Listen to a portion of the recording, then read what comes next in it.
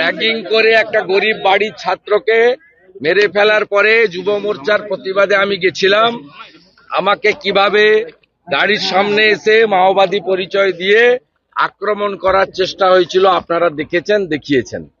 স্বাভাবিকভাবে এই রাষ্ট্রবিরোধী, সংবিধান বিরোধী, ভারত বিরোধী টুকরে টুকরে গ্যাংকে